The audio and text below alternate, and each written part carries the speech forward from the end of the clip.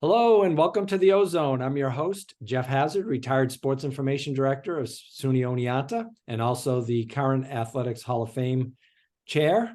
And today on today's show, we're going to be welcoming Kaitlin O'Sullivan, class of 2008 cross-country track and field athlete, who we will be inducting into our Athletic Hall of Fame on Saturday, June 8th, 2024. Welcome to the show, Kaitlin. Thank you. Thank you very much. I'm excited. Yeah. So first, before we go far into this interview, congratulations on behalf of the Hall of Fame committee. Certainly a well-deserved honor. Thank you. Thank you so much. Yeah. Earlier, I've been talking to some of the other inductees along the way here. I was talking to Beth Muller, who graduated, she's a women's tennis player, graduated in 2003.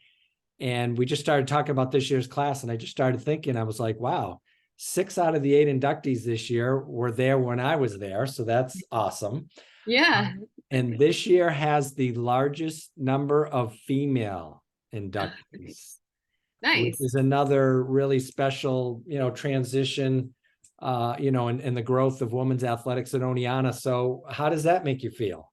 Yeah, that makes me feel great. I think also reflecting back on when I was in the track program, it actually was only a few years old, if I'm recalling correctly, and I think it was a lot of the women that were really leading the charge in elevating the program. With the women's DMR team, I believe they went to nationals. Were they all American too? I think. Yeah. So yeah, I love that, and then obviously, my time at Oneonta, the women's soccer team was very dominant. Tracy Ranieri, who after I left became the AD. So I think that's a great alignment. Yeah. And I think that certainly you were a very big part of that program, and certainly the growth and the success of women's athletics at Oneonta. Why Oneonta? Yeah. So a big reason why I chose Oneonta was because of the fashion program, to be honest. So in high school, I didn't really finish my high school athletic career at a high point. I wasn't that great or that sought after necessarily as an athlete, but I knew I still wanted to run because I loved it. And I had wanted to major in fashion. So that paired with the fact that I knew Matt LaPiccolo for a long time, from the running camp that I would attend every summer in high school. And he was a counselor there. And so I always had known him. And then, he recruited me. And I came to Oneonta for a visit and I loved it. And I didn't apply anywhere else. I applied early decision. I was like, I love it here. I'm excited. I was excited about the program, both academically and athletically. And yeah, so that was it. I didn't even have to see anywhere else. And I never regret that decision. Yeah. I loved my time at Oneonta. Yeah, certainly it ended up being an incredible decision for you. Yeah. So Matt must have seen something. You said that you didn't have really a great high school kind of maybe experience. I think I had kind of what can often be the typical female experience in high school, where I was pretty good, my freshman and sophomore year. And I think what happens a lot of times with girls is, you end up hitting puberty and it kind of falls off at the end. So I think I was one of those people, had injuries and things like that. So I just didn't perform as well in the last 2 years. But I think because he had known, that there was potential there, and that I did love the sport, and seeing each other every summer, that there was something there. So yeah. So coming into the program, certainly your first season out of the gate is cross country. Yep. And the running program to get ready for your first collegiate season. So take us through that.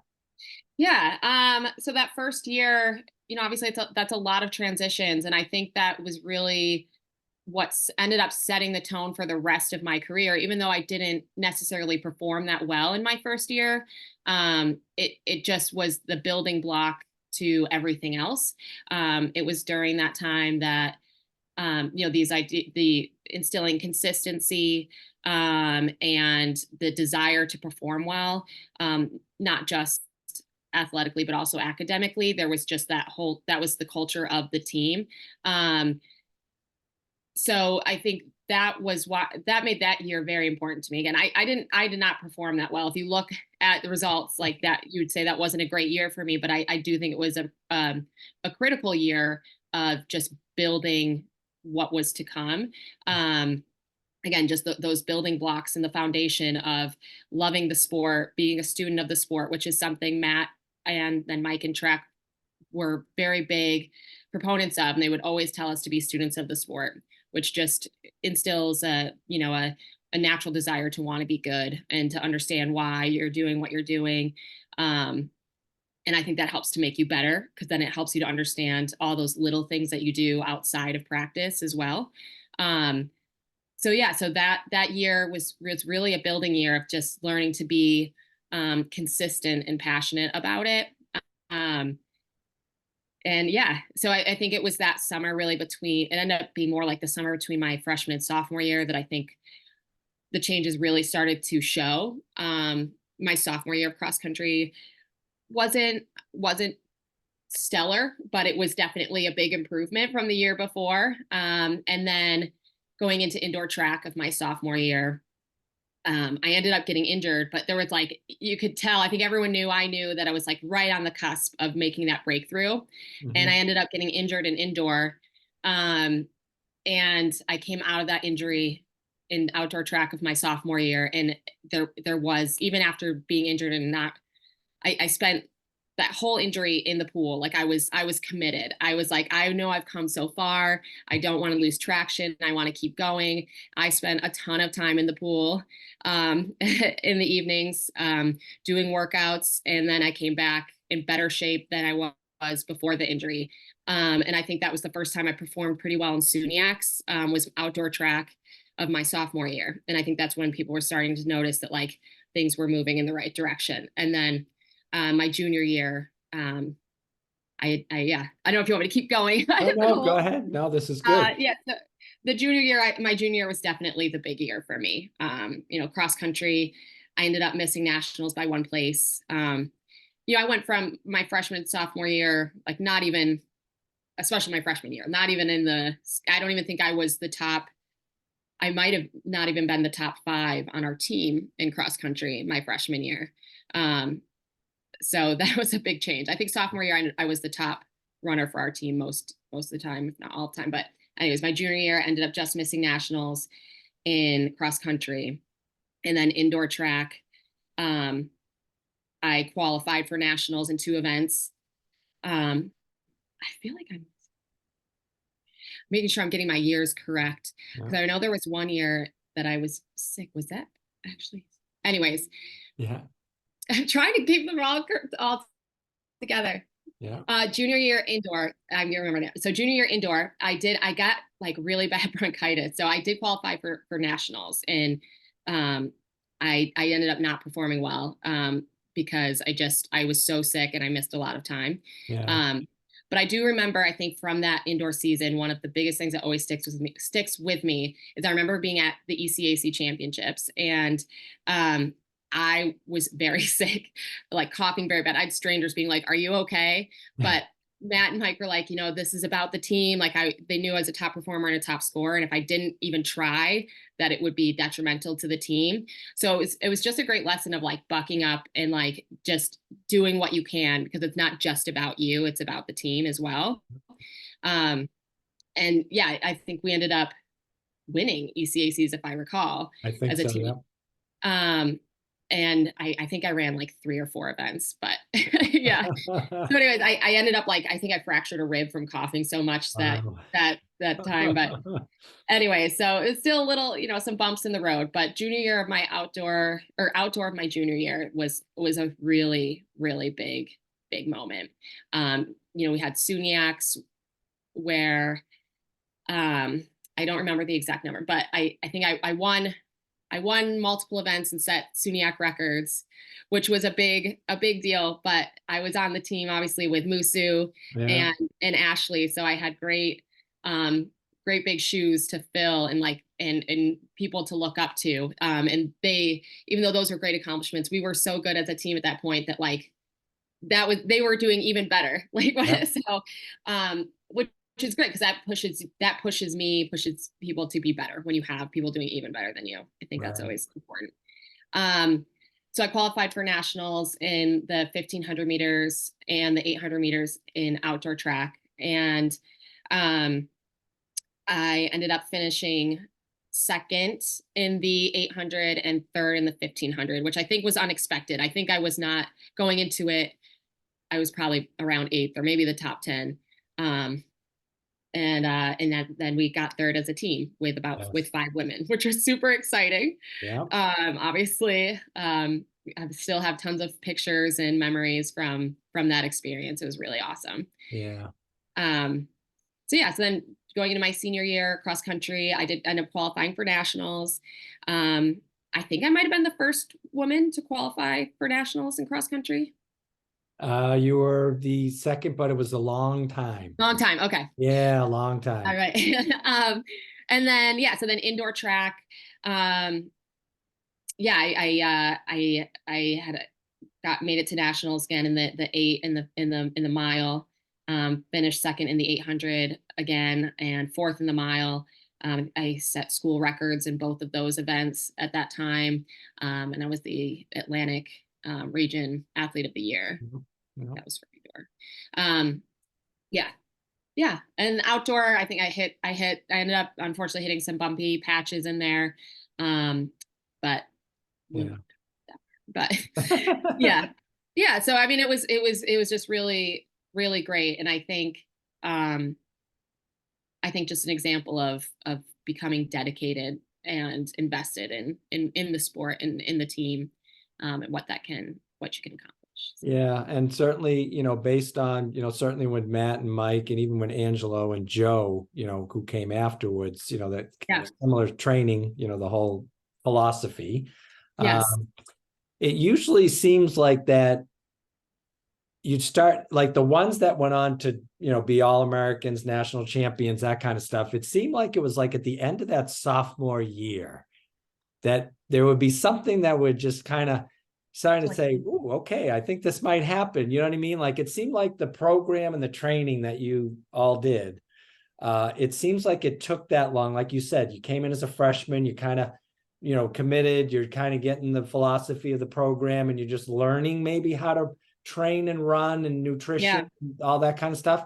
Yep. And then boom, 2 years, now you're in it.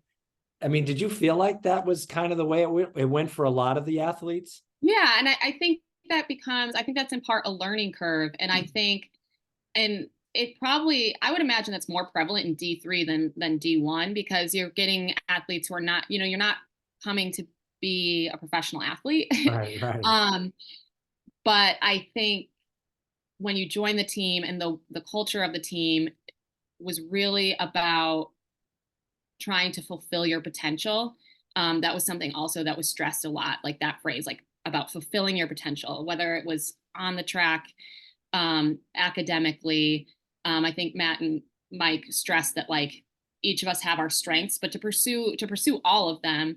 But that even if you weren't going to be the top performer on the team, the top scorer, you're still very important on the team academically, or you even being present and being invested helps those top performers get even better and you to get better. But Right. it's all, but I just think that culture can be new for people. And I think it might take them a little bit to really believe it and like believe in themselves. And have that all come together. So I think that's what it is. Cause I think especially if you're coming, again, not as someone who was a top performer in high school, because they usually go D1, that now you come into a place where it's like, we still believe in you.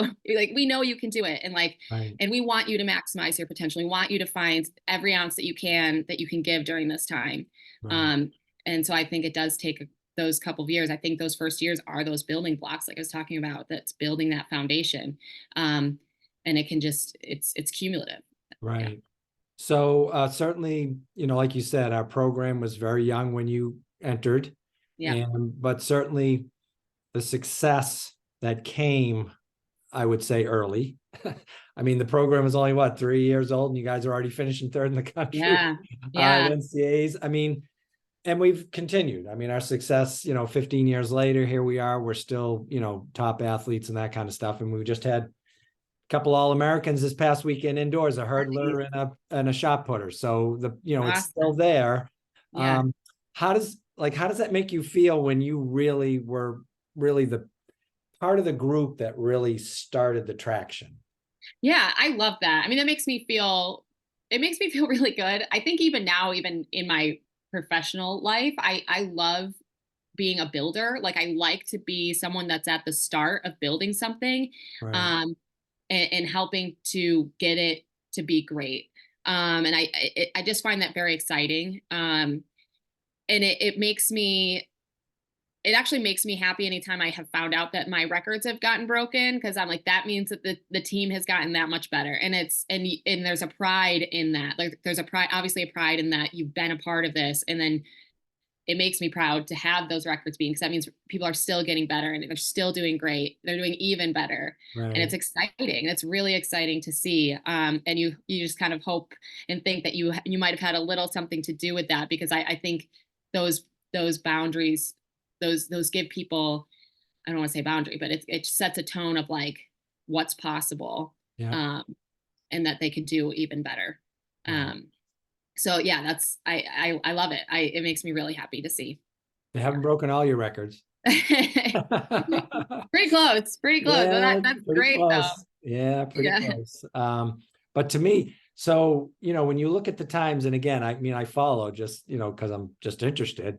Yeah. But like when I was looking at the qualifiers for this year in certain events like the 800, the mile, which is, people don't understand, the 800 and the mile indoors and the 800 and the 1500 outdoor are like two of the toughest events to run, because you have Yeah. to run them like on the same day within a couple hours of each other. Is that how it works? Yeah. And you have to run rounds before, like the days Yeah. before. So Yeah. you end up running like 4 races. And yeah. And so the trials for each, I think they're on different days, if I recall correctly, but then the finals are the same day and not too far apart.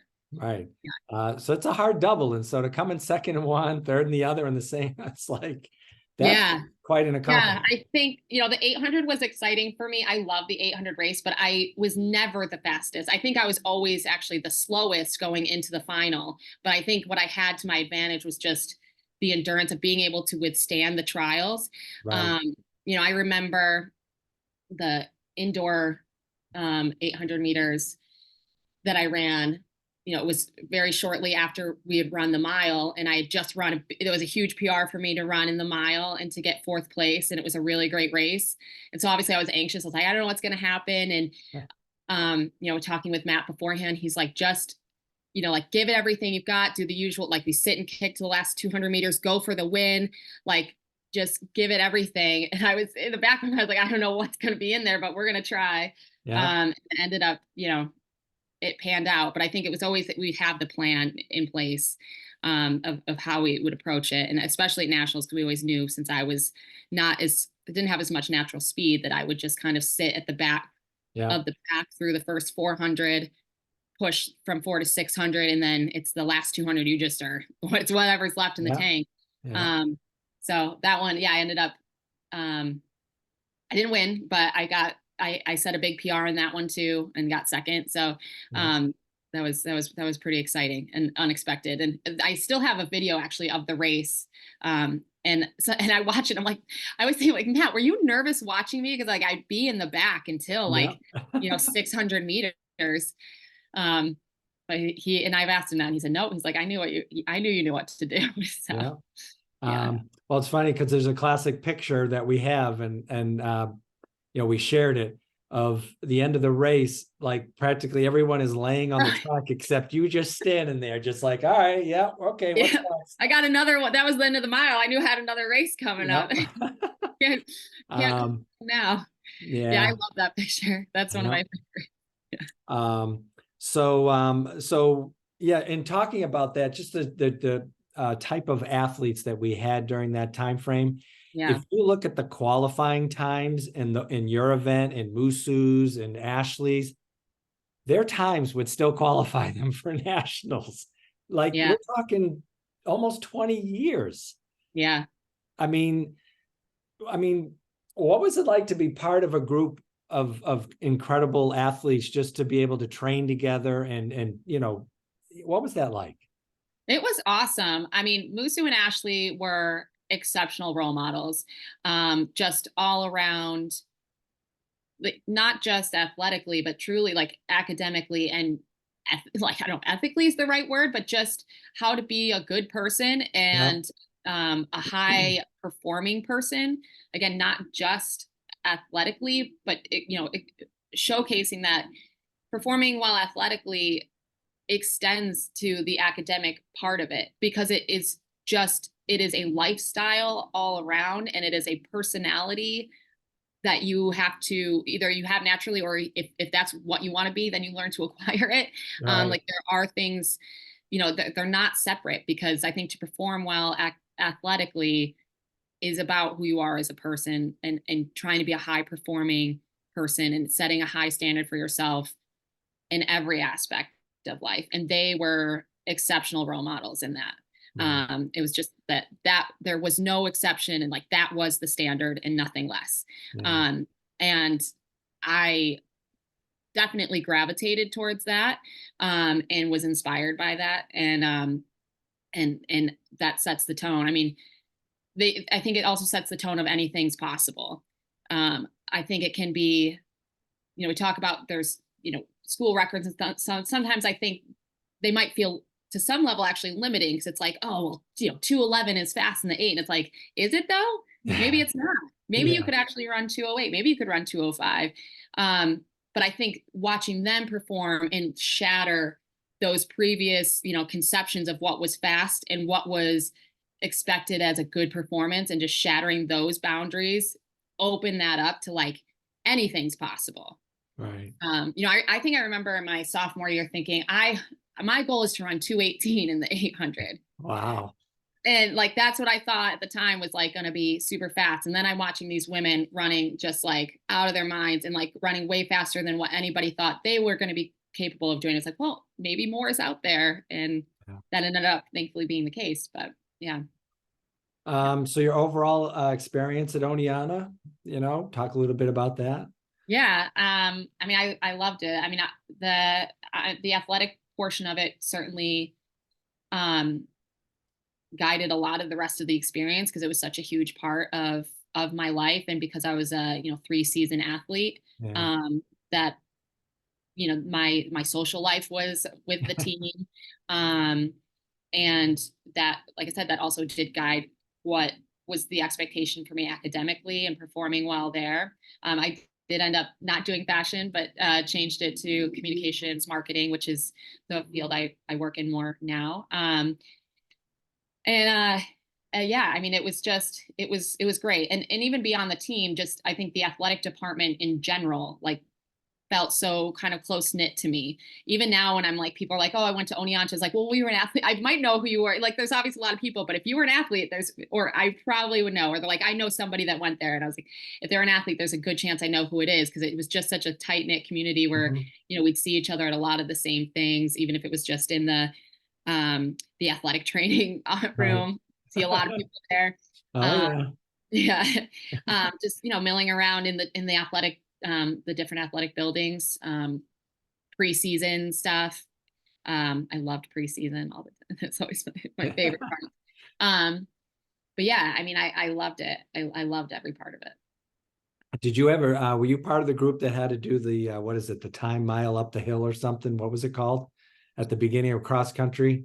Oh, You went out and ran the hill or something? I don't recall doing that. Oh, No. okay. I think I that think might I have, did it. I did it with, no, I feel like I did it. Nope, we didn't. I did not. okay. Yeah, Maybe that I was should start the, doing that afterwards. yeah, that became the thing. It was down on like Route 7 there, and there's this hill that just goes up. And that became like the preseason time trial kind of thing.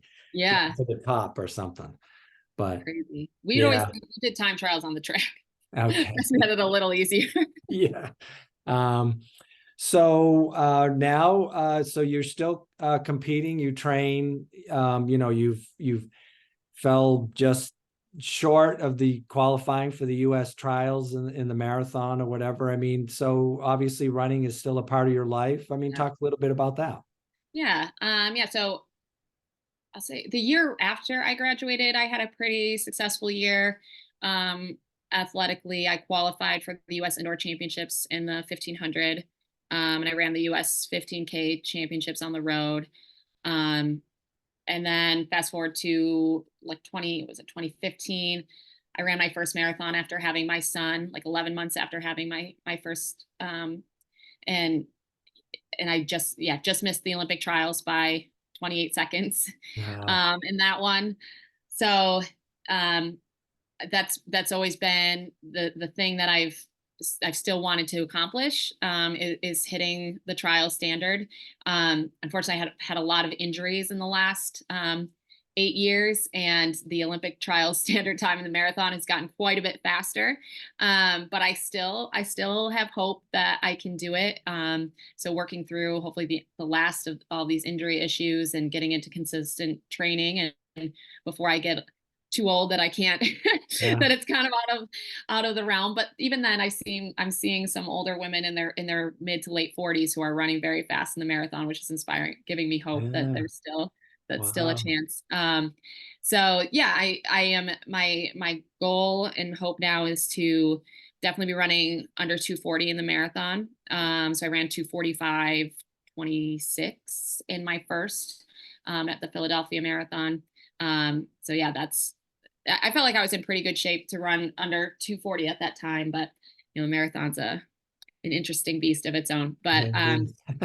yeah, so yeah, I feel like if I can get the consistent training in, that I definitely know I can run under 240, but I'd have to run under 237, assuming that they keep the time the same for the next trials. But Right. yeah, yeah, Um, so like you said, running became a lifestyle choice, and yeah, certainly, the program that, Matt, had established or whatever. I mean, um, I mean, like, talk about why you think it becomes a lifestyle. I mean, is it just, I mean, running is not easy, and you really have to want to do it, especially if you're going to train for marathons. yeah. So yeah, why is it that way for you? Yeah, I mean, I think I talk about this a lot actually with friends, and there's some level of addiction to it, I think, in a positive way. Like you Right. just you there's something enjoyable about it, even though it hurts and it's painful. But I think there's some level of, you get out of it what you put into it. So to some degree, it's something that you feel like you can have control over, and like that it's totally up to you. However much effort you want to put into it, you'll get back from it. And I think that that's really fulfilling. Um, and there's certainly also just the mental release of doing it. Yeah. Just that it can be meditative, and especially during times of chaos and a million other things going on, it's nice to just have some of that time to yourself. Um, I mean, time seems to go faster and faster every day, and a minute can go very slowly when you're running. So it kind of is also an opportunity to feel like time slowing down a little bit. Um, but yeah, I do think there's just that level of feeling like you get out of it what you put into it, which is fulfilling, and can feel really good. And then I think as you get into it too and keep going, there's such a great sense of community and a lot of good running groups, running Yeah. teams. So no matter where you go, I feel like it's always a great space and place to find new friends, Yeah. like-minded people. Um, yeah, it's a really, I've loved the sport so much, and I've loved every person I've met through it. That's definitely another big part of it.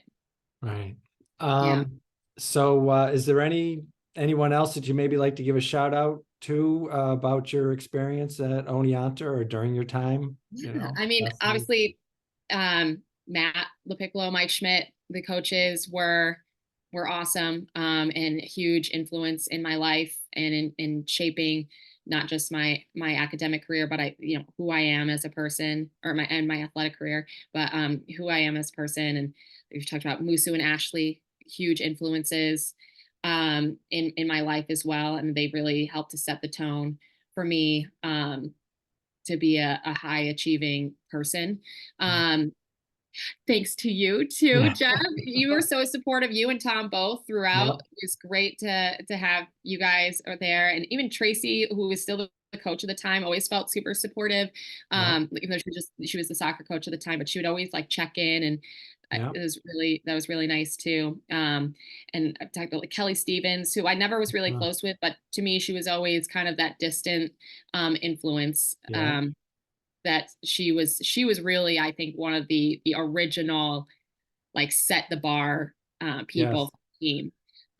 So I interacted with her more so in the first few years. I think she's a couple of years older than I am, but she definitely helped to inspire me to want to be better. Yeah, yeah. I don't know. There's so many, but yeah, I think that. Yeah. It's funny, and again, I think we had talked about this previously. Is it seemed like at that time there was like really a running culture in the athletic department. Like you said, Yes. Tom and I, here we go. One day he's like, "Hey, you want to help train?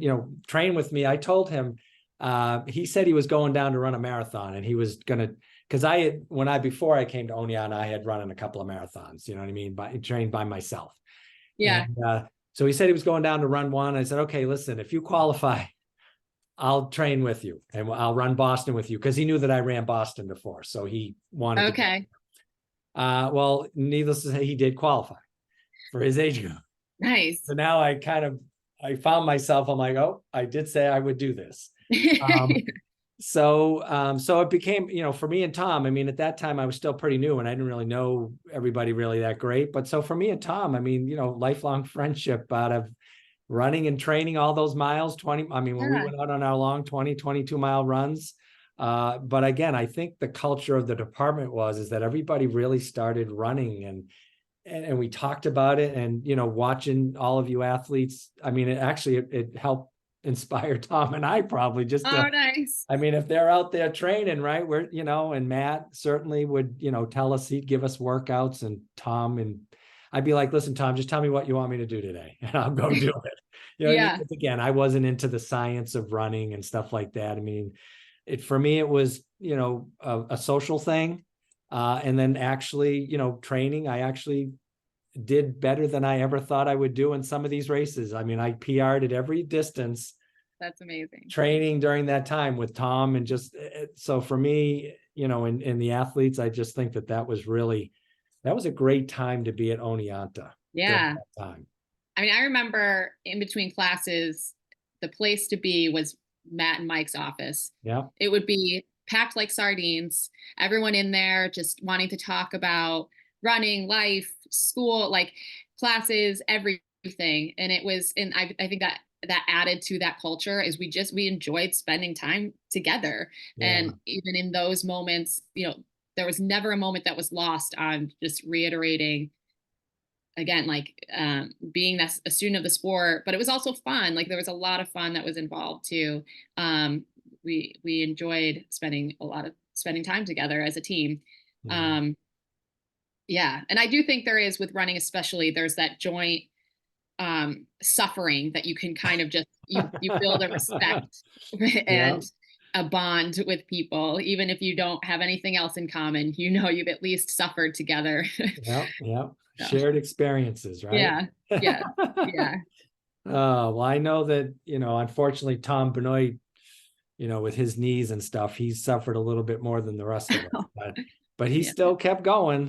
He still would run and train and stuff until he finally had to, say, no, I can't do it anymore. But yeah. And even myself, I can't do it either anymore, but running. But so yeah, listen, I'm glad that we got a chance to catch up today, and certainly I'm looking so forward to welcoming you back and, just celebrating, the greatness of yourself, plus, your other fellow inductees or whatever. It's a great class again this year. And I think I like the fact that a lot of you, I think 4 of you are within 5 years of graduating from each other. Nice. Which is that time period. See, we're talking, like 2002 to about 2009. That was quite a time for Oneonta athletics, and certainly the women. I think carried they Yeah. carried the department. We're So, the millennial change makers. yes.